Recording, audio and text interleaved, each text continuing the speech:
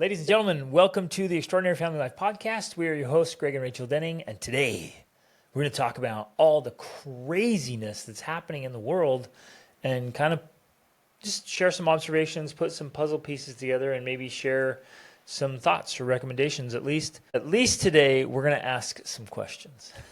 We may not have any conclusive results for you, but we're going to ask some questions. And I think the most important thing we can do in life is ask the right questions. Well, right. As we were sitting here, we felt like we should talk about this topic, but we're both kind of like, well, I'm not exactly sure what we're going to say, but we're just going to have a conversation like you and I would have a conversation about it. And people like us to talk about these things. I mean, from the feedback I get, people are interested in us talking about current events, even though I personally feel like I'm not that educated about current events. Same. Because We I don't don't watch the news. I don't pay attention. I literally get most of my news either from you, who gets it from a group of people we trust, Right, who watch sharing, things like they're that. sharing Relevant intelligence around global intelligence. Yeah. We're just watching things that are happening right.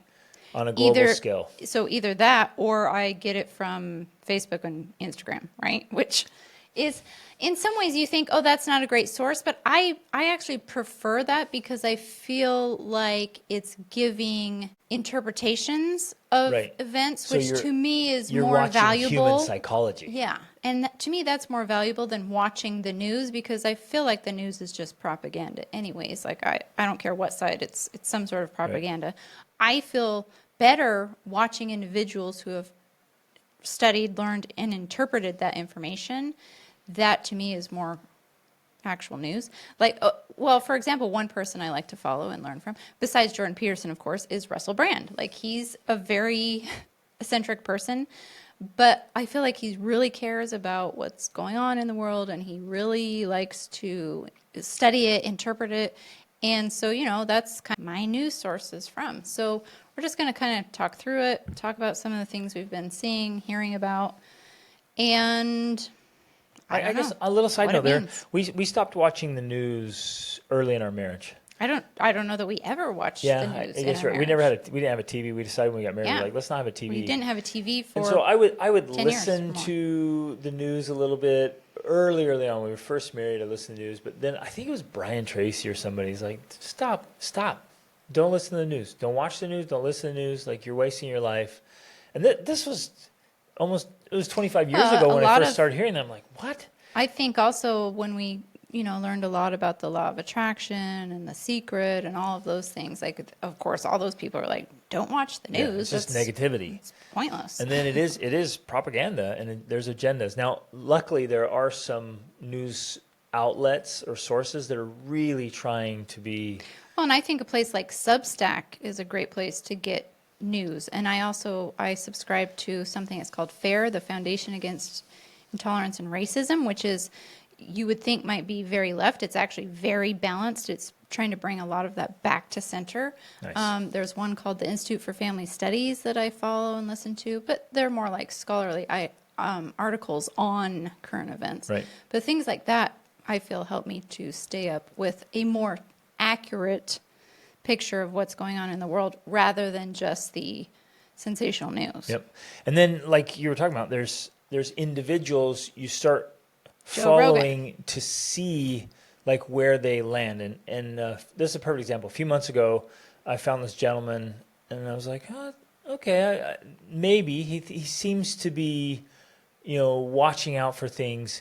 And so I just kind of kept an eye on it. Again, I'm not into the news. I'm not like, what's happening, what's going on. I don't do that. Yeah, I get up and I live my life. And we live our family life, and because inevitably any big event that happens, you hear about it. Like, we were in Mongolia when we heard about the attempted assassination on Trump because of that intel group you're a part of. So you end up hearing about the big things that happen. Right. So you're not missing stuff. And sometimes we feel like, well, I have to watch news because I have to know what's going on. I would encourage you to not watch it. But anyways, I was following this guy for a while, and I realized he was too sensationalist, or became that way. Mm-hmm. And he was just trying to stir up drama. And again, the news is all about wow factor and about getting eyes, attention. There's like, whoa, there's another storm. may be the biggest one ever. As of yet, it's just a little storm, but it might turn into something horrible. You might want to be afraid. It's like they're just trying to get shock and awe. And this guy started doing that, and then he started sharing some, very political stuff one-sided. And so I'm like, I'm done. I stopped following. Because I want to watch. I want to just follow guys that are like, no, they're just like, here's what happened. You guys look at it. Here's what was said. Here's what was reported. Here's what actually happened. And I like that kind of stuff.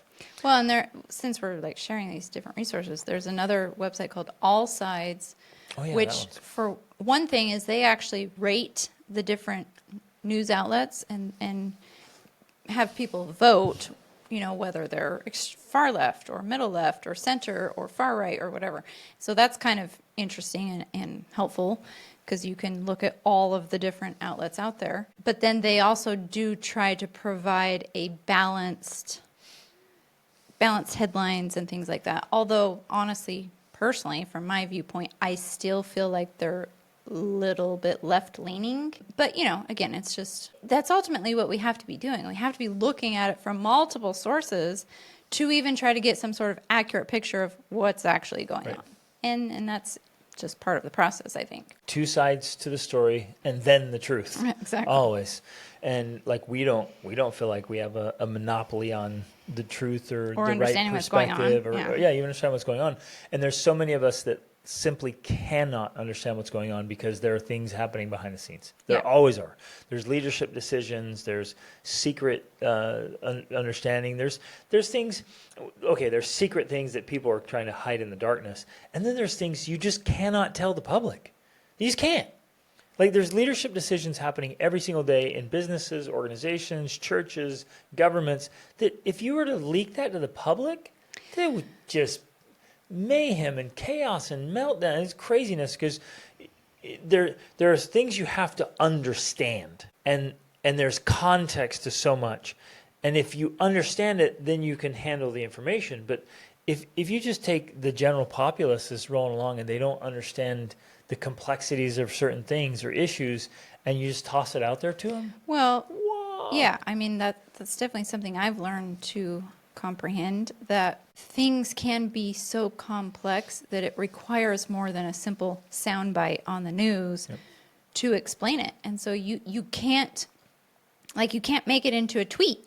In order to really understand it, you have to talk about it for 30 minutes or longer. You know what I mean? And then to understand the context. To understand a 30-minute clip about something complex, I would say there's 100 really good books you have to dig through before you can understand that 30-minute conversation. Right. Otherwise, you just miss it all. Mm-hmm. And there's so many issues that, like, unless you've read and studied with breadth and depth, like, you might hear it and you might think you get it, but the more I read and study, the more I learn, the more I realize, like, how little I get. Yeah. And how hard it is to truly understand something.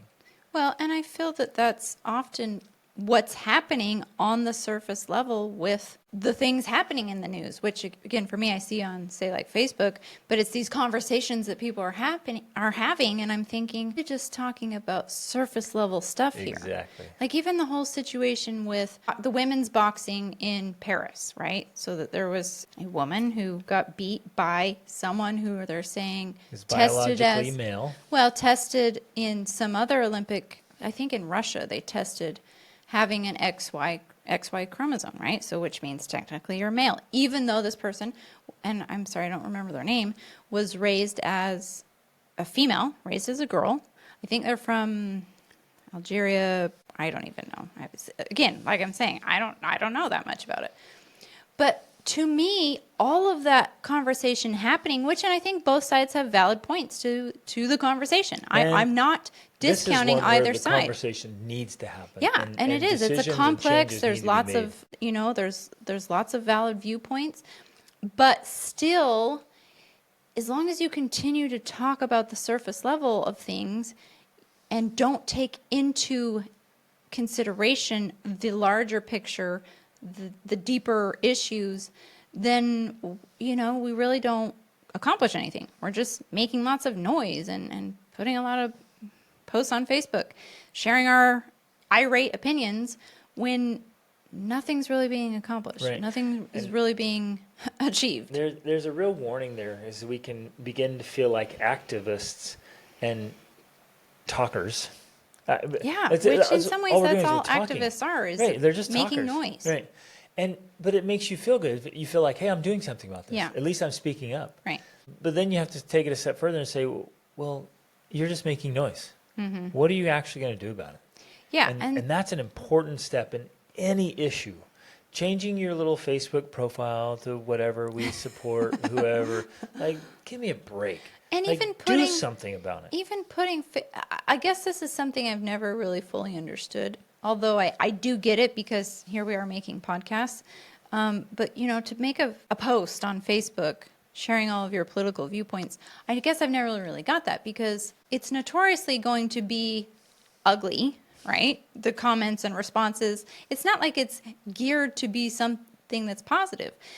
And I think that there's a lot of challenge with the whole situation, is because it's natural for humans to want to do this. It's natural for us to want to discuss the things that are going on. Good. And to try to understand the things that are going on. Which is good. Which is all good, and which is all necessary. We need to be able to have these debates and discussions about what's happening. The problem is we're removing the human element by putting it online, putting it in social media, so that people are, one, ruder than they usually are in person. And I don't even know if there's a two, but well, I think there's a one there. The debate side of it, the healthy argumentative side of it is being removed, where we're making these statements and like, this is the way things are. And then it becomes more of attacking another person instead of actually trying to understand them. Because when you're in person with someone, and this is proven, like, people hold back a little more, they're more tactful, because you're actually looking another person in the face. It's another human being. Yeah, it's another human being. Yeah. And so we would never say and do the things to someone in person that you would say and do to them online.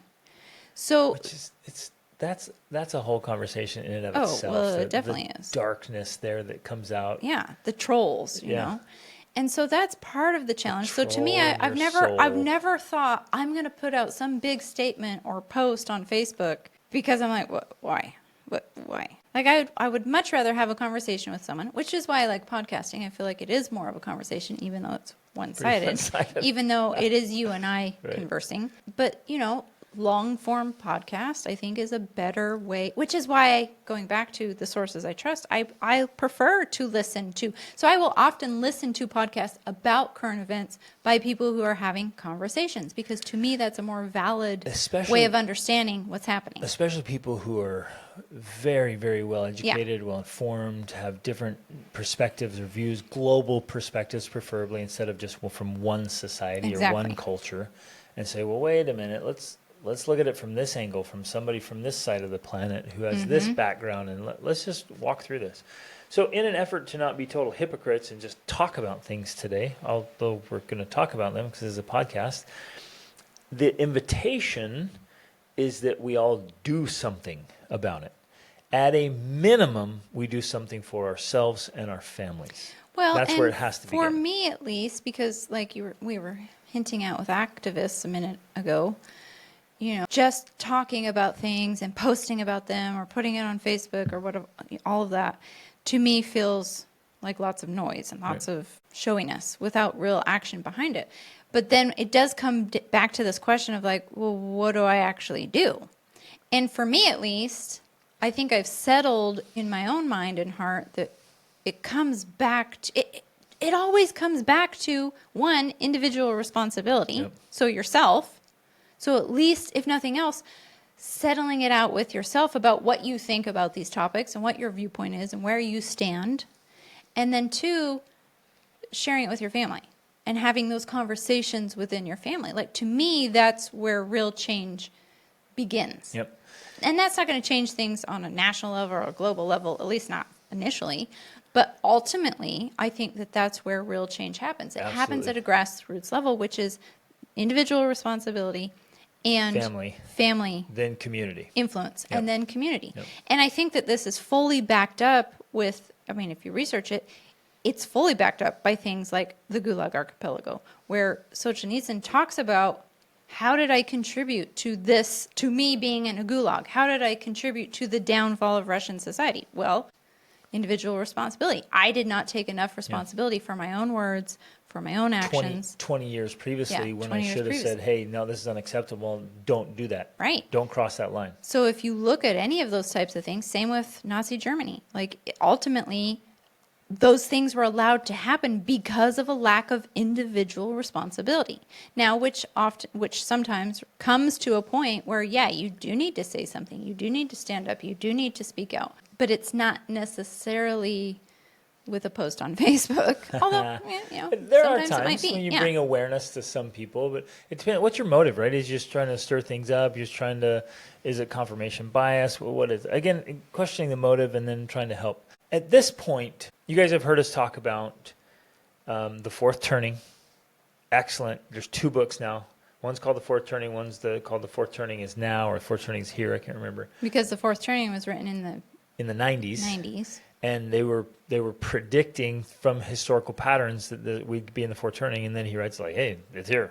Right? It's happening. And it's expected to last another 5 to 10 years. Yep, 5 to 10 years. So they expected to wrap up in the 2030s, early 2030s.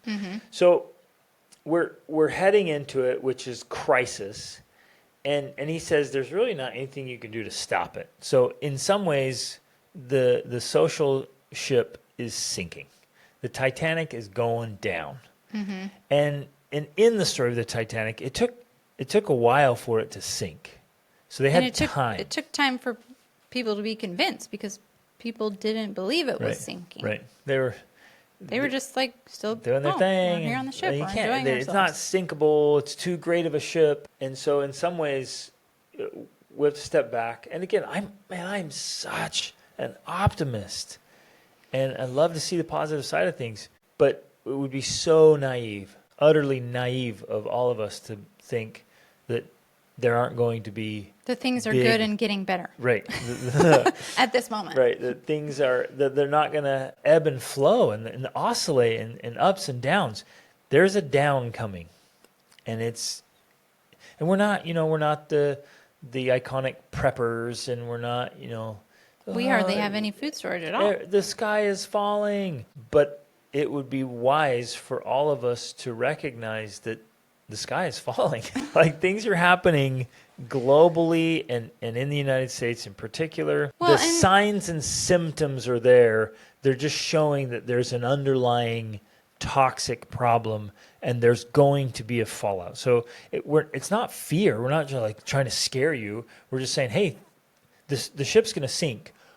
What are you going to do about it? I think you should build a raft for your family and prepare and help other people around you like get prepared. So when it does sink, it's like you're not saving the boat, right? They're not keeping the Titanic from going down, but you can protect your family, and so that you make your little voyage on the ocean and your little raft a lot more comfortable. Right, or at and least you can possible. survive, and even possible. Well, and another analogy I like, especially because he talks about in the Fourth Turning how these turnings are cyclical, and so after it's not like I used to think like, oh, the fourth turning means the end of the world and then that's it, blackness. Like, no, society continues and now it begins a new turning. And so to me, the analogy of the seasons works beautifully because you realize like, okay, winter's coming. Winter's here.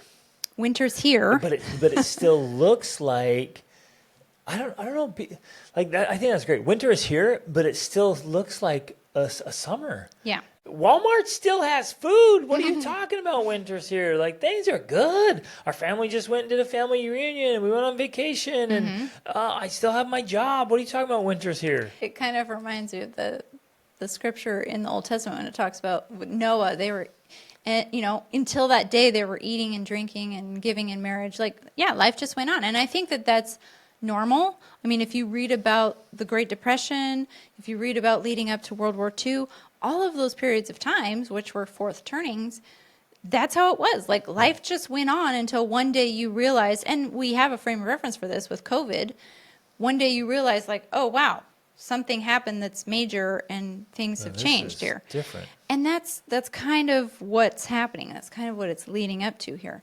But the reminder, though, with like the seasons of nature is that spring comes afterwards. Yep. So, and that's the other thing we have to think about. It's not just build your family life raft and then sail off into the ocean and die. Float forever, right? Float until you just run out and then die. Like, the idea here is you're going to make it through, and then there's going to be the springtime, and you can... Everything's going to be amazing. It's going to be... It's better. People who are having children right now, those kids are going to grow up, and it's going to be an absolutely phenomenal time to be alive. First turnings are known for being idyllic times. Yep. If you think about... I mean, the baby boomers after World War II, like that period of time, the 50s, it was like an idyllic time with Leave It to Beaver, all that kind of stuff. And it's not like we have to regress and go back, but the point is it's a time of peace and prosperity and unification, because we've been through this challenge that divided us, and then afterwards we have to pick up the pieces and realize, okay, let's unite together and make something beautiful instead of fighting like we were before. Yep. So, and I think that's important. There is hope, and it's going to last for a few years, but there's still hope. It's not. This is not indefinite, because the hopelessness that comes down, like, is this what it's going to be like forever? Yeah. Just crushes people. Even if you study people who are in the gulags or in the concentration camps, the ones who couldn't hope for an end, just they gave up and died because they couldn't see a way out. They just thought, which it talks about in forever. Man's Search for Meaning by Viktor Frankl. There's actually several references, even in Edith Eger's book. She talks about that too. The same thing. They're like, people would pick a date, and they're like, if it ends by the date, then I'm good, and they would die on that date. Yeah. Like, I'm out. Just kind of mention. Let's put some pieces of the puzzle together. Yeah.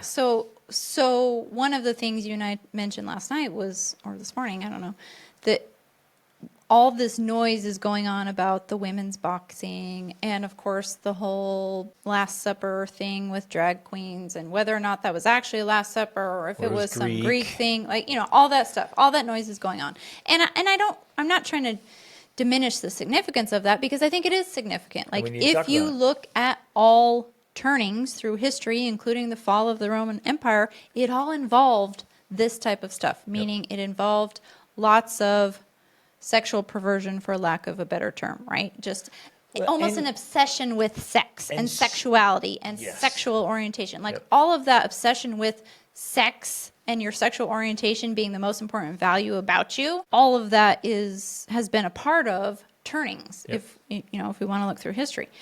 And, discussing the value and all of that is not as important as understanding that it's a part of the turnings of history. It's a symptom that we all need to pay attention to. It's like, so all these things are happening. We think, oh, this hasn't happened before. Well, yeah, it did. It has before happened. You and I were born. It was a few generations ago, and it happened in patterns. This is cyclical. So you realize, oh, it's a pattern. There's a lot of confusion and a lot of social drama and a lot of social weakness. Well, I've recently read Anna Karenina and Crime and Punishment, and in both of those books, I mean, it's almost like Tolstoy's writing in our day. Yep. I'm thinking, these are the conversations people are having now about these types of things, about open relationships and open marriages and this and that and the other. It's nothing new. It's something people have been struggling with or wrestling with cycles. And it comes in cycles. Yeah. It definitely does. So you read books from the 1800s at a time period when there was a turning in their society, and you're like, man, there it is right there. Yeah. It's the exact same issue. Right. And we think, it's happening for the first time. Because of progression. Yeah, because we're so progressive. And you're like, no, man, this has happened so many times, and the end result's always ugly. Right. Is bad. Every kind of crisis, every societal crumble or reset, whatever you want to call it, they have common denominators and similarities, but then they always have differences. So we were talking about this morning when Rachel and I were outside in the morning doing our morning routines, and we were just talking about, like, it's going to be the same and it's going to be the different. And that's just what it always looks like. Every time it happens, you're like, well, it's a little bit different than last time, because technology is different, people are different, conditions are different. Well, and especially now, obviously, like, the world is so much different than it's been before, because it is a more global society, because we are all interconnected in some way because of the internet. So this one, I would say, because other turnings, like, there's been advancements in technology, right? So there's always been advancements in technology. From the Civil War to World War II, you're like, look at the advancements in weaponry and life. I mean, on and on and on and on, right? Airplanes and jets and bombs And and, the all atomic this bomb. stuff. Holy cow. So there's been and they were looking back like, look how much we advanced. Now we look back and go, look how much we've advanced now. So Which there in are all the many ways changes. increases the danger to humanity because of our potential for destruction. It becomes more devastating. Yeah. Far more devastating. But in this instance, there is something that's vastly, vastly different, and it's the global aspect of it, where in real Just like time with you can COVID. see video around the globe. Yeah. Yeah, well, there was a freak and out the factor effect, that spread worldwide the freak out factor that spread globally immediately.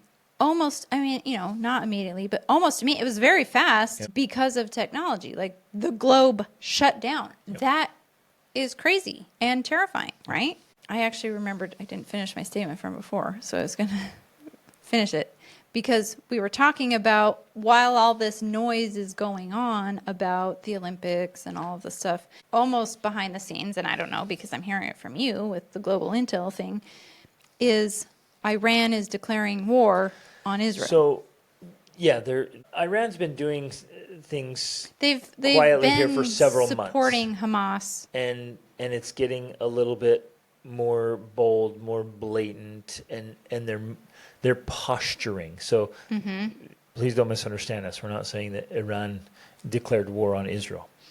They're posturing towards that position more and more. And some of their leaders are making these statements now and making these strategic moves that if you've been aware of history and strategy and things that have happened, you step back and be like, ooh, that has happened before. And you start to see the animosity build.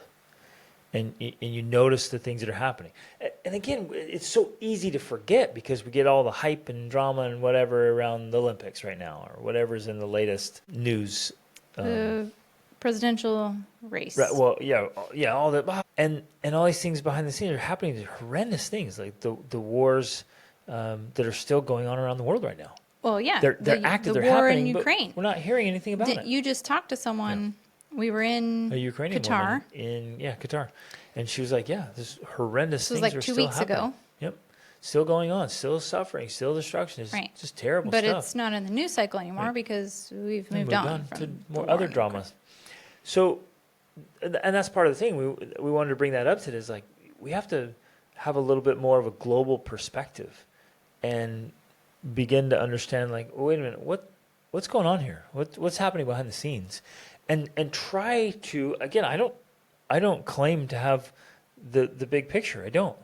But I'm seeing puzzle pieces and connecting some dots from all the traveling we've done, all the brilliant people we've talked to, all the books we've read. You start saying, well, I don't have the full puzzle, but man, I know that piece fits, and I know that piece fits, and I'm pretty confident that these two pieces are connected. One of those that was concerning that Rachel and I was talking about was that there were this kind of almost a global assault on farmers and farming and food production that's been happening. It's been going on for what, like 18 months maybe? Mm-hmm. And is it still going on? Yeah, there's still stuff going on. And we heard a little bit about it. You're like, oh, that's interesting. That's weird. But then the news cycle moves on, so you think, oh, the natural thought is over. out of sight, out of mind. Yeah, it was a little thing, and they must have taken care of it. All is good. You're like, no, there's still like this attack on the food chain. What in the world is that? What's going on there? Which I had thought it was quote unquote over because I hadn't heard anything about it. When we drove from Portugal to France, this was A few months ago. And the protests were actually actively happening in France. The freeway that we were supposed to be taking was closed. We had to go on a detour. Blocked by tractors. And then even in the roundabouts on the side roads, there was piles of rubbish they were burning. And farm produce. Actively, it was smoldering. Yeah. Tires, farm produce, loads of manure. They were just dumping them on the freeways, on the roundabouts in big cities and towns. Like, it was crazy. Actually happening.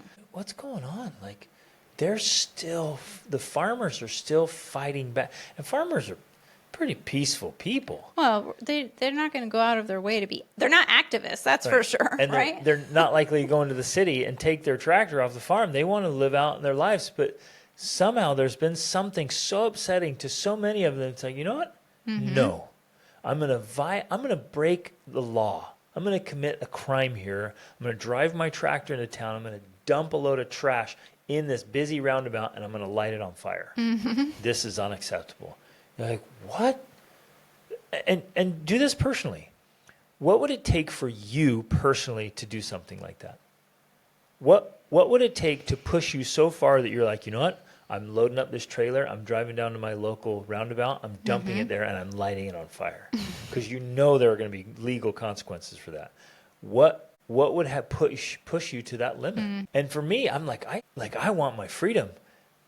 But I'm not about to go dump a load of garbage and light it on fire at the local roundabout. Like, you'd have to push me pretty far to get to that point. No, it's true. And you're like, what's going on? And it was all across Europe.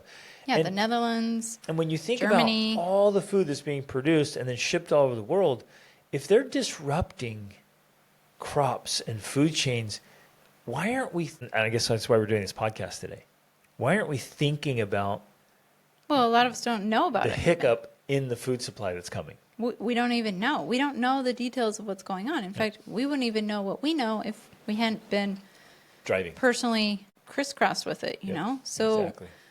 that's to me, whenever I see the noise on Facebook or the news or whatever, I'm always like, what's going on behind the scenes that they're trying to keep us from seeing that it's happening, right? Yep. Like, and I know it sounds very conspiracy theory to say that, but I really think that that's kind of how it works. That Well, it's always been the case. All you got to it's do is always study been history. the case. So if you're like, it's not conspiracy, right? There's nothing going on behind the scenes. Just go back in history and read some books, and you'll be like, ooh, look what was going on behind the scenes. Right. That nobody thought was going on behind the Yeah, scenes. because they were all worried So and like, talking about this other thing. Man, come on, that's not really happening. I think Europe in the 1930s was a perfect example. Because everyone was like, well, no, life is good. Like, you hear about this crazy guy in Germany, but it's not. He's not doing that. Right. Even during the war, even in the mid in the heat of the war, people still did not believe that what was happening at Auschwitz was actually They didn't happening. believe it. They didn't believe Absolutely. In fact, there's still people today that don't believe it happened. Like, they're literally Holocaust deniers. But in Edith Eger's book, I remember specifically she talked about, and this to me was significant. I don't remember what country in Europe they lived in, but Hungry. Oh, okay. But I remember that for her family, at least, life was so normal that someone came to them. I think it was like the music teacher of their sister, dance teacher or something, yeah. who lived somewhere else, and the sister was studying somewhere else. And he came to them and said, I want to get you out tonight. Now. And they were like, what? No, everything's fine. It's not going to be that crazy. Then that night, Yep. they came and took them. They took 'em. But they felt like everything's fine. Good. Like, what are you talking about? So if your neighbor came over tonight to your house, like, grab your stuff, 5 minutes, get out of here. I would be like, you're like, crazy, you are dude. one of those wacko conspiracy theorists. Like, I know. you're crazy. No, look around. Everything's fine. And then later that night, they were taken. Yeah. And that was it. She never saw him again. Yeah, she never saw her. They all She did see her died. sisters Yep. later, but her parents died. Her parents died. So I guess what we're saying is, pack your bags. You have 5 minutes. No, I'm just kidding. Just kidding. And But there back is to a sense what of we were urgency. saying is that, yeah, of course it's not going to be exactly the same. It's not going to be the same scenario. It just won't. But there are similarities. So something is coming. Something's happening. Let's piece together We don't some more know. symptoms. The bits and pieces. So something's disrupting food. And when you take away food from people, when people get hungry, wow. Okay, what They about this? do crazy stuff. Desperate people do desperate things. What about, and again, we might think that it's not related, but because we are a global society, it is interconnected. We were in Mongolia on an amazing trip. Our guide, she's a Mongolian woman, she told us that this year, Russia cut off their fuel supply. Just cut it off. They turned it off. Turned it off. They just flipped it off. Like the people didn't have any warning. They just flipped it off. And so Mongolia was with fuel, without power, right? And so everything shut down. And basically what she said was like, it was just this plea of like, oh, you're not going to support what we're doing? Yeah. And we don't support what you're doing. Oh, well, let's just shut that off. Yeah. And they left it off and for a few days. And I don't even know if they were that vocal about it, just maybe they hadn't been vocal about actually supporting Russia, so they shut it off. I mean, all her details weren't entirely clear, but basically the government, and from her perspective, she didn't agree with it. The government said, okay, Russia, we support you Turn it in back your on.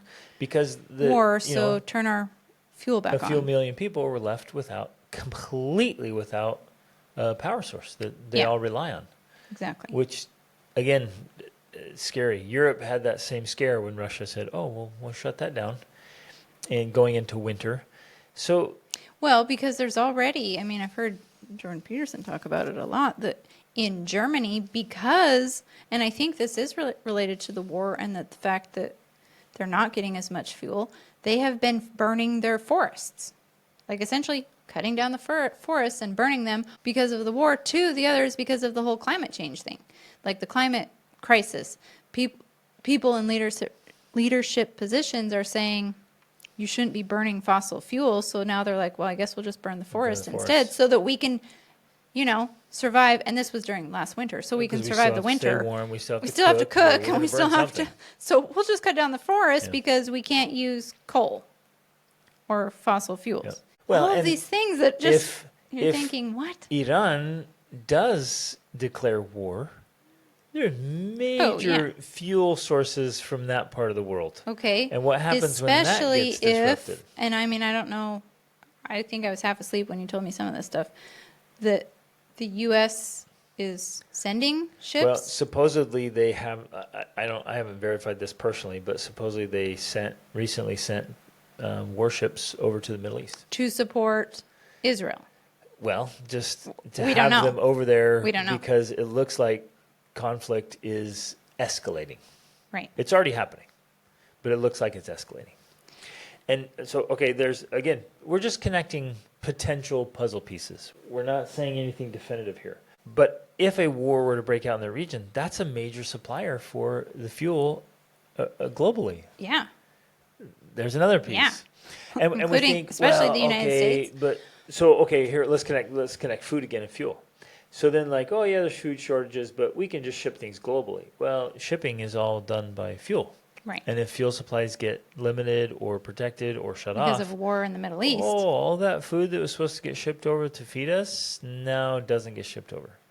So then what happens? Well, and to me also, I was connecting a piece there with the other noise I see going on, which is all of the rioting on college campuses and protesting, not just on college campuses anymore, like in places like Michigan, of full-out Muslim communities protesting and supporting Hamas, which, that is their right to do, and I respect that. But if America ends up supporting Israel, we have a lot of potential problems within the division, their own country. Yep. They're already burning flags and, doing other things. Like what is going to happen if the U.S.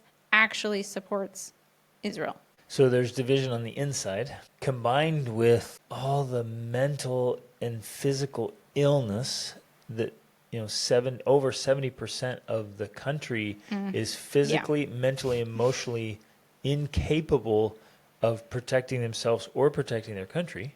I'm smiling here because one of Jordan Peterson's recent podcast, I actually recorded the clip and saved it because I loved it. He said, "I'll never get over learning that the food pyramid is the biggest scam in history." Yeah. Like it is he's like, "Isn't this one of the biggest medical crimes ever?" Exactly. And it was actually created for marketing. Like, what a horrible idea to teach people that they need to be eating 7 to 10 servings of grains per day. It was just a lie. That our parents bought into, and we grew up thinking we grew up believing. And I remember being taught as a kid, like, this was the legit. Truth. And the truth that many people now have verified, including Jordan Peterson, is that it was all a marketing plan created by the agricultural companies in the United States to sell more of their products. Yep.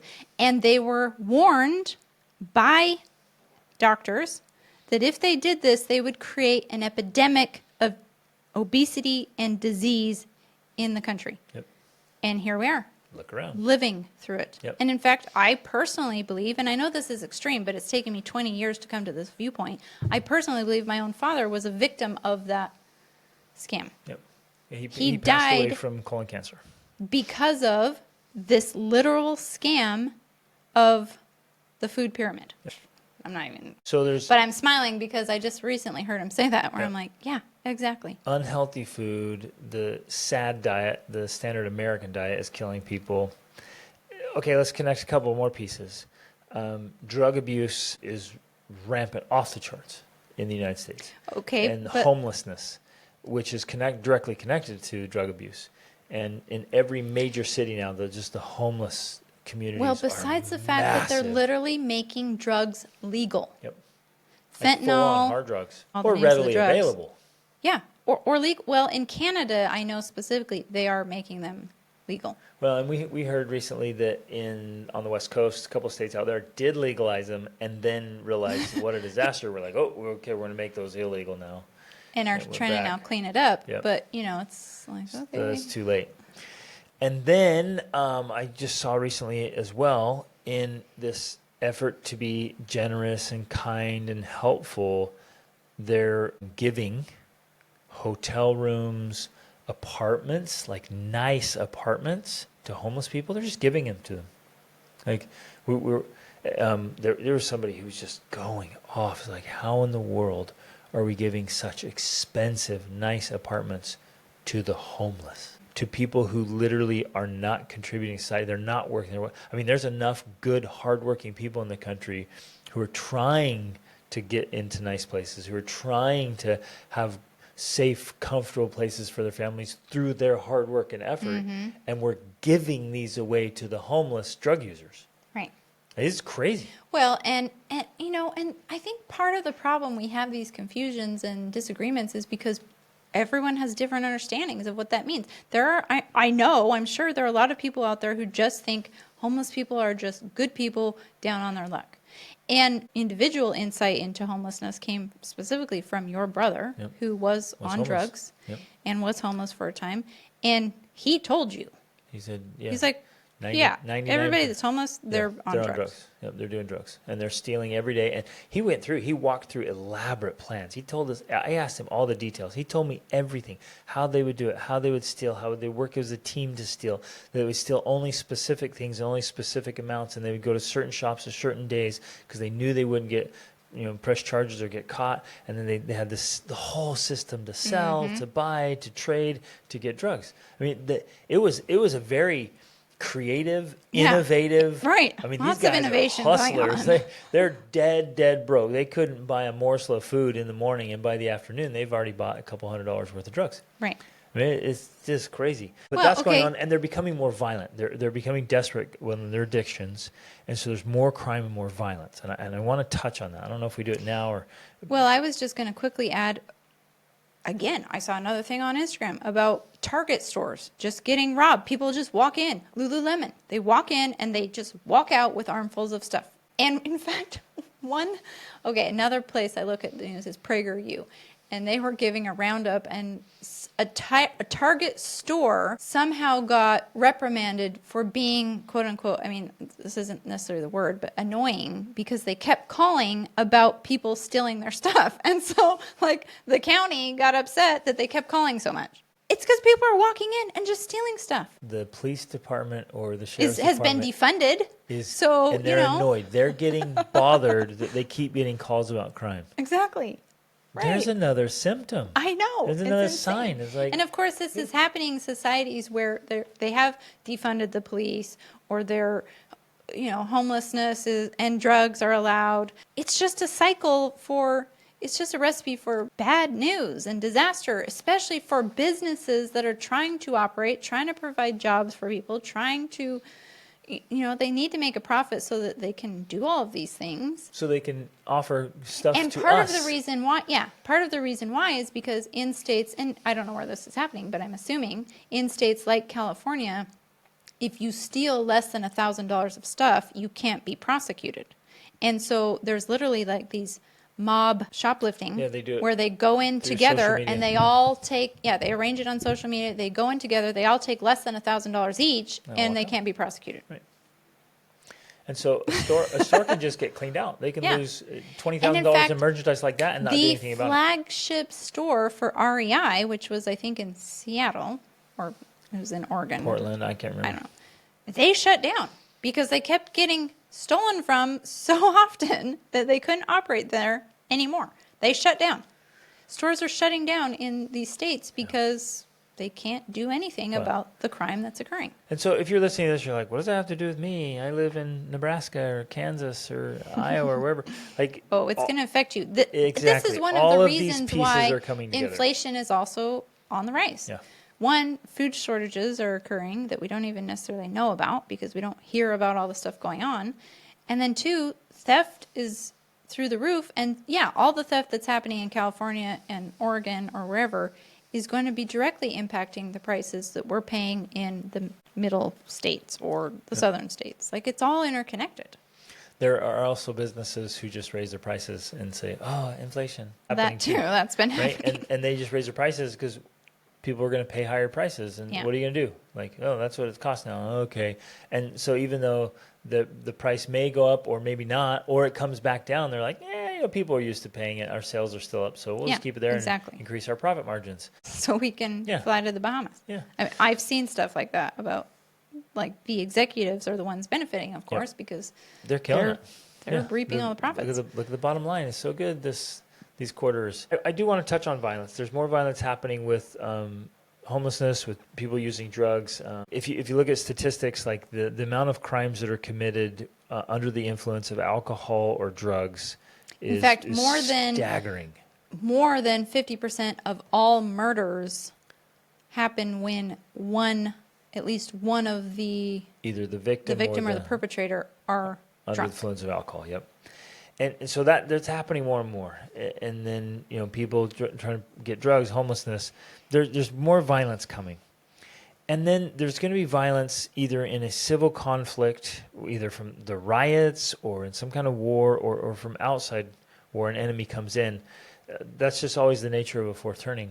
I mean, to this date, in all of the fourth turnings they've studied, it's always included war. Yeah, it's always some kind of war. And so that's another puzzle piece and another thing to just be aware of, like, okay, there's going to be more violence. And we've lived in such a time of peace and prosperity, which has been so wonderful. And I wish it would continue. I wish we'd just carry on and it would be peace and prosperity. We wouldn't have to worry about violence. But that's naive. Mm-hmm. It's extremely naive. So another thing we all need to do as families is prepare ourselves for an increase in violence. Mm-hmm. And we all hope it won't happen to us. And I hope that. But hope is not a strategy. And we all go along thinking, man, I've lived my whole life and that's never happened to me. So the natural assumption is that's not going to happen to me. It hasn't happened yet. But we haven't been in the fourth turning yet. If you just look at statistics, like statistically, your chances of it happening to you, I think, increase over time if it hasn't happened to you, because it's just statistics that you're going to encounter something at some point in time. And whether it's you directly or you're just out and about and somebody you see, somebody you know. For me personally, I just want to be prepared. And I want to be prepared. So that's why we're talking about this today. Not that we just talk about it and go, oh, okay, we talked about it. We're good. I want, for us and for all of you listening, like, let's get ourselves prepared ahead of time. Like, it's the time to look at the map is before you just start on the trail, right? It's before you go into the woods. The time to get in shape is before you have to carry your kids up a mountain, right? Or wherever. It's before you need it. So you're all like, well, no, dude, I'll go buy an umbrella when it starts raining. Yeah. No, man. They're going to be out of They'll be umbrellas gone. by then. I remember that happened multiple times when we were living in Texas and Georgia because there was hurricanes or tornadoes. And the hurricane came and boom, oh, sorry, God. And we saw it. The power lines were down everywhere. Mm-hmm. I mean, blocked our road. I mean, they were down everywhere. This was in Texas and in Georgia. And like, there's not going to be power for days. So what does everyone do? They run to the nearest Home Depot or Lowe's to get a generator. But guess what? Each of them only had like 10, and those were gone instantly Right. for whoever happened to be in the store when it hit. And yeah, everyone else without power cursing that they didn't have a generator. And so all their food goes bad in their fridge and their freezer, and they're just sweating and suffering. And they're like, we've got to get a generator. But guess what? 5 days later, they kick the power back on. And They're you like, forget. power's good. You're like, And we have generators power. are expensive. We don't really need it, okay. And so then you don't get it. And then it happens again. You're like, don't. Why didn't I get that generator? Yeah. Well, yeah, so it makes me think about what we mentioned before. Like, ultimately, what can you do? You have to go back to individual responsibility and preparation, Yep. and then family influence and preparation. Like, that's ultimately where you begin.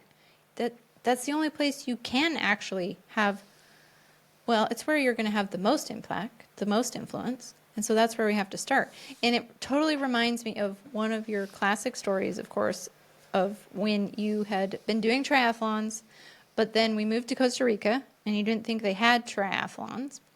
Until one day someone called you up and said, there's a triathlon in 2 weeks here in Costa Rica. Do you want to do I it? was like, And you said, yeah. of course I do, bro. Let's do it. And the thing is, it's not like you hadn't been working out and that you had let yourself go and you were overweight or something. It was nothing like that. You'd still been working out. You just had not been training For to a do triathlon. a triathlon. Yeah, exactly.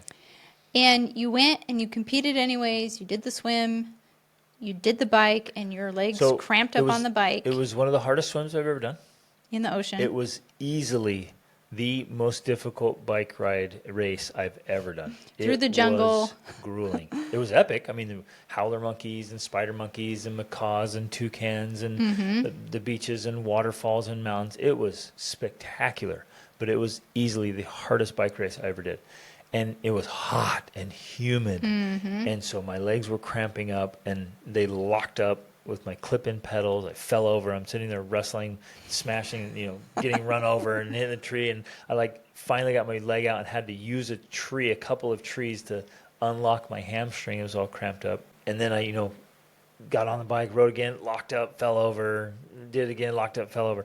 Get back to the transition station, trying to put my shoes on was grueling. If you've ever had hamstring cramps, leg cramps, and you're trying to put your shoes on, man, the pain. It was so bad. So I finally get my running shoes on. I stand up and I try to start running out. It's a transition day, so there's all these spectators, there's all these racers, everyone there. Everybody watching. And both of my legs just seize up completely locked in leg cramps, and I just fall forward flat on my belly. Meanwhile, I'm at the all-inclusive resort enjoying my just meal like, this with the is kids. great. I love when he great. does Yeah, triathlons. this is amazing. And I'm laying there in so much pain, just So you couldn't praying even and finish the hoping. race. I didn't even do the run at all. Yeah. I did the swim and the bike, and that was it. And my legs were so shot, so gone. And I'm laying there, and it just hits me. When the time to perform has arrived, the time to prepare has passed. That's it. Done. When the time to perform has arrived, the time to prepare has passed. And I wasn't prepared. And it wasn't that I was, overweight, grossly out of shape. I'd still been running and riding, but I wasn't training. Mm-hmm. And so it caught me off guard. And so, I was able to do the swim and the bike, painfully finish the bike, but I didn't get to finish the run. I didn't do the race. And I met some guys there that day that were champion Ironmen. Like, these guys had won the Ironman championships in Hawaii. They went out and they did it was hilarious. I showed up a little early to warm up, get ready. I saw these guys riding down the hill. I'm like, what in the world? They went out and rode 110 miles before the triathlon. He came out of the water doing like these full-on butterfly. Like, this guy was swimming on top of the water. They were just animals. And I was sitting there like, I cramped up so bad I couldn't finish the run. And these guys, rode 110 miles before the triathlon Yeah. started. And so the contrast was Well, palpable and and the, real. the point is there's every level in between that too. And so kind of, I guess, our invitation today is to realize that, yeah, bad times might be coming. And we need Not to, might be. I'm going to be so bold to say that. and we need to prepare. And the intensity with which we prepare and train is going to determine, where in the race we are. Not that it's a race per se, but unless you want to say it's a race for survival or it's a race of, I don't know. It's not necessarily a race, but the point is there's going to be all levels there. Yep. And I think that we've seen this in history, 2008 or the Great Depression. Not everyone was affected in the same ways because of their level of preparedness, I would say. Yep. Or simply because sometimes, we think about being prepared means I've got food storage and I've got this and I've got that. That's not necessarily the type of preparation you need, because we have plenty of stories of where people have lost that in an instant. Yep. They spent years preparing and then lost it, Or quickly. they put together a nice first aid kit and they have zero clue how to use it. Yeah, so what we're really talking about with preparation is kind of a mental, emotional, physical preparation of being able to solve problems and have skills to be able to handle situations and challenges and to fix things and make things and do things and all of that kind of stuff. It's more of a soft skills in a way. Your greatest resource is your own resourcefulness. Yeah, exactly. Write that down, people. Exactly. Your greatest resource is your own resourcefulness, how well you can solve problems. And handle challenges when they come, rather than Just losing buckle. it. You're able to keep your crap together. Which I'm so excited for. In November, we are doing our first toujours prêt, which means always ready, be an asset training. And it's all about this. Like, we're doing combatives and defense, how to use weapons, like from everyday items, turn them into weapons, Well, how to and travel first aid. safely, how to do first aid to stop bleeding and Pre-hospital any emergency where emergency trauma there's medicine. a gap or a distance between where you are or where the individual you're helping is and the hospital. What to do. You have to be more self-reliant. And I love the mindset of like, hey, no one's coming to rescue you. No one's coming to save you. We're going to do self-rescue techniques. Yes, we and are. training. We're going to do all If that you don't know stuff. what that is. Come find out. Yeah. Come do it. So I'm so stoked about this because this course is just, it's an example of how we like to think. And we've studied, my children and I, we've done a lot of Krav Maga. And essentially that's the whole essence of Krav Maga. Like, in case you have to self-rescue, right? In case there's no one there to save your butt. And that's true with defending yourself against violence, feeding yourself, shelter or whatever, and food, medical. Like, can you take care of yourself if A, no one's coming at all, or B, it's going to take some time for them to get to you, which happens normally all the time anyways with natural disasters.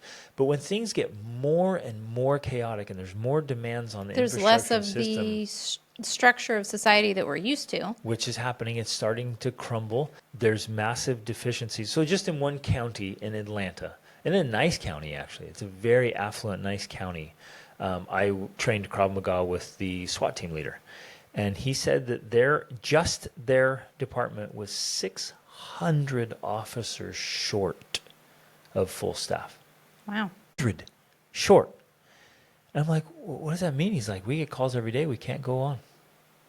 Every single day we get tons of calls. We just don't have enough officers to go out. Let that Wow. sink in. Right, and the same with medical staff and firefighters, whatever. I mean, so Well, again, and I'm not trying to scare you. Please don't listen to me like, and your brain's Sometimes, freaking though, out. I think you need to be scared to realize how serious things could potentially be. Right. And for me personally, getting scared and then realizing, oh, actually, there's some things I can do about this to mitigate the risk, that empowers me so that I feel less scared, Right. actually, because I'm able to take some actions to help. For me, I mean, one of the ways I relate this is because I realized early on in our travels, because we started traveling 18 years ago, our oldest child was 4. We had 4 children under the age of 4. And I soon realized that I didn't know very much about anything. Any minor scrapes, bruises, cuts, colds, Border crossing, croup.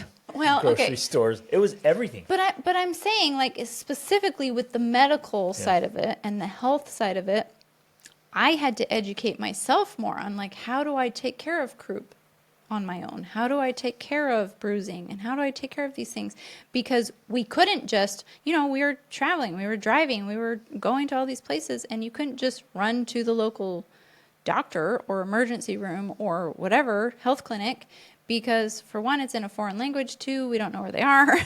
Three, this was back before we even had Google Maps or a phone. We had to be self-reliant. It was one of the first skills, at least I had to learn. And I'm in nowhere compare or can compete with you in medical training and first aid and all of that. But I'm talking about, like, the other side and the basics. I didn't even know those things. And I had to learn them so that we could be more self-reliant, so that we could take care of things, and I could take care of minor things when you weren't around, because I had some sort of skills and training. Right. And now we have to just keep doing that again and again. We travel with a full medical kit and like a full pharmacy. Like, you could do sutures, you can give antibiotics if necessary. We went on this trip for 5 countries. And I always travel with a legit first aid kit for emergencies, and now a little pharmacy that can handle illnesses, diseases. Well, because people infections, aren't aware of this in the United States. I mean, you can't get a lot of things without a prescription, and then it's still very expensive. But in most countries around the world, many countries around the world, you can just go into a pharmacy and buy whatever you need, and it's very cheap. Very, very affordable, because it's not grossly, immorally marked up like it is in the U.S. And this is one of the things you're going to be teaching in this November training, right? Of, like, what's in your kit, how to put one together, where to get the stuff, what to have at home, stuff to have. what to have in your car, what to have when you travel, all that stuff. So those of you listening right now wondering, okay, what should I start working on? How can I get more prepared? Get some more food. Find ways to store proteins and fats. Not wheat. Yeah, exactly. You're like, no, we're good. We have food storage. We have wheat, flour, and beans. No. Like, you're going to die from eating malnutrition. that. It's like horrible. So you got to find a way to store proteins and fats, and powdered butter, powdered cream, fruits. Coconut oil. What book did I just go through recently? Jerkies. That they ended up getting diseases a lot. And scurvy. They kept getting scurvy. Was it one with our devotionals? Well, we're reading, Story of the World, yes, and it was talking about he came over from Hudson. No, it was before him.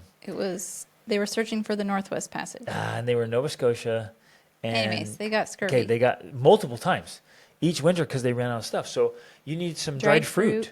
Like, that would keep you from scurvy, right? And some vitamins, and then I would get medicines. Think through all the common illnesses and go to the store while they still are available and buy medicine. Have at least a year's supply of medicine 6 for your months. family. 2 years and enough for your Somewhere neighbors. in between. Get that stuff. Just stock up on it. And if you like wiping your bottom, get some toilet paper or and buy some a bidet. wipes, or buy a bidet. That's even better. Make sure you have a water filter, so you can filter water for drinking. Get a really good first aid kit. I have one that I can recommend. It's called Rhino. I just love it. I'm not getting, there's no affiliate, nothing. I should get an affiliate because I love these guys and I tell everyone about them. But the Rhino first aid kits, you can just get them on Amazon. They're phenomenal. Make sure you have a first aid kit. What else? Like, we have powdered butter and seeds. cream. I mean, it's a good thing to have. We have lots of seeds. Buy some animals, like living food storage. Okay, no, legit. That is actually one of the things that we are actively doing at this point. We have the World School Family Resort, which is where we'll be hosting this retreat, this training. And one of the very first things we did, because for us that is food storage, is we have sheep, we have goats, we have ducks, we have geese, we have chickens. Pigs. We have pigs. I mean, it literally is, in a way, our living food storage. Like, we're not actively raising and harvesting them at this point. But at worst case scenario, it is food storage. Yep. Because when we were in Mongolia, and we talked about this in our last episode, one goat fed 30 people. 30 people for like 2.5 meals. 2.5 meals. Now, that was including they ate literally all the intestines and everything. If you're hungry, you're going to eat it all. Okay, Every we're going last to bit of it, learn you're how to gonna do that. Chop the goat Which in skin some ways, into- that's another resourcefulness skill to have. Like to be able to know how to process an animal Yep. and to be able to process an animal. That's a life skill that may one day save your life. You never know, you know? You know, it's just thinking through those types of things. Love it. So awesome. So get the training. Come to our training if you can. It's November 19th through the 23rd. Yep. But even 2024. like we talked about before, the mindset training. If just keeping, because even if you have all the supplies and all the stuff, but you lose it mentally or emotionally, or physically, it does you no good. Like if you just lose your bananas mentally, and when something bad happens, like you're not an asset. You become a liability. Especially if you are the parent, you know, Leader. the spouse in your family. Yeah. If you fall apart, your family's falling apart. You're in trouble. Which, again, this is why I have the Be the Man Master class in Tribe. It's why you do the 28 Trick Challenge. Like, this is what it's all about. We're preparing ourselves to be optimized and resourceful, capable, useful, prepared, getting your crap together mentally and emotionally, spiritually, physically, socially, financially. I mean, in the Be the Man Masterclass, the whole thing is fitness in mind, body, spirit, family, marriage and parenting legacy, and finances, getting your income, your expenses, and your investments dialed in. Like you're getting yourself ready for life. And people are like, no, I'm good. I got this. Like, well, yeah, the only reason so many people are still alive and even surviving is because everything has been so easy. Well, and in some ways, we don't fully realize the impact that having access to nonstop entertainment is Right. keeping many people sane. Right. Like, simply because they distract themselves hours every day with Bread and entertainment, circuses. they don't have time to Go crazy. to focus on the Yep. fact that they're not doing as well as they Yep. would like to be doing. At all. It's like nonstop distraction from the deeper issues of the soul. You are so right. If entertainment was just shut off, People would start going crazy. would If the go internet was shut off, nuts. people would start If they going had to sit crazy. with themselves in silence, they would. Well, they'd even go if they bonkers. if they had to deal with what we had to deal with as children, not having access to a device 24 hours a day, where you had to come up with something to do all on your own without using the internet, what would you do? Oh my goodness, you know? Ah. Like you actually have to use your brain and stand up and walk around and go find something to do. We were talking to our kids just yesterday about how different it was nowadays, because our son is doing missionary work right now, and you did missionary work 20 years ago. And back then you had to literally leave your apartment, walk to someone's house to see if they were home, because you didn't have a phone. Yep. And this was in Peru. But you walked from place to place to place to contact and talk to people, because there was no phone, there was no internet. That was how connection was done. And it was just such a strange idea for them. For our them kids thinking to like, wait, well, what did you had do to- if they weren't you there? had to They said. walk over to Yeah. see if they were there to talk to them. And they were like, what did you do if they weren't there? You're like, well, you would wait And until they came wonder. back, and you would wonder where they were. And they're like, you wondered where they were? They just thought that was so funny. You weren't tracking them, and you didn't text them to see where they were? No, you just wondered. I wonder where they are. You know? And then you sit there and wait for them to come back. Exactly. Oh, it's awesome. It's so funny. And there may be interesting times ahead with that, where there's disruption of Yeah. entertainment and technology. And then what are we going to do? Right. And I remember feeling even a small part of that when during that hurricane in Georgia, when the power went out and it was out for 2 days. We were kind of like, what do we do with ourselves? Especially because we also work online, you know. It's not all just entertainment, but it is kind of this idea of what do we do without the internet now? We've become so dependent on it, and I include ourselves in this. It's almost like we don't know how to function when it's not there. I'll just throw this in. I hope you have some books in your home. I hope you have some good books. And I hope you're reading from them every day, and they get your kids to love reading. I know one thing for us and our family, if everything in the whole world fell apart, And we lost our 700 titles in Audible. hopefully it's downloaded to the phone. We could still figure out a way to charge and listen. But we would read. We'd read from our books. We'd and have we'd books. love reading, because it's educational and entertaining. And so we do that. Okay. Love you guys. Again, don't just listen to it. Don't just talk about it. Talk about it so you can make a good plan and then take action on those plans. Invest in yourself and your children. It's the most important investment you'll ever make. Remember, your greatest resource is your own resourcefulness. So invest in that and invest in some resources. And I'm going to throw this out there. Still keep living. Some of you will listen as like, that's it. We're not living anymore. No more fun, no more entertainment, no more traveling, no more nothing. We're just going to survive. And that's not, like, to take a line from the Crudes that we love to share, that's not living. It's just not dying. And so we fully advocate living. Somebody asked me this yesterday, one of my coaching clients. Like, is it smart for us to go travel when the world is falling apart? I was like, well, no, but do it anyway. It's like, well, what is smart? What is wise? I'm like, yeah, go. Live your life, but just be ready. Be ready for all the possible things that could happen. Mm-hmm. As long as you're aware and you're ready and you're resourceful, you know how to solve problems and you've got some resources, then you get out, live, have a great time. And I believe God and his universe will guide you into serendipity, and beautiful, wonderful things will happen as you're out living your life. Well, and I would say after having traveled to 57 countries, that's the number I'm at. I think you're at 60 something or 60, that if we were out traveling when, quote unquote, the world fell apart, I can't think of one place that we've been where I didn't think, you know what, we'd be fine. We could live here. We could survive here. We'd be fine. Using our resourcefulness, even if we were here when crap hit the fan, we'd be okay.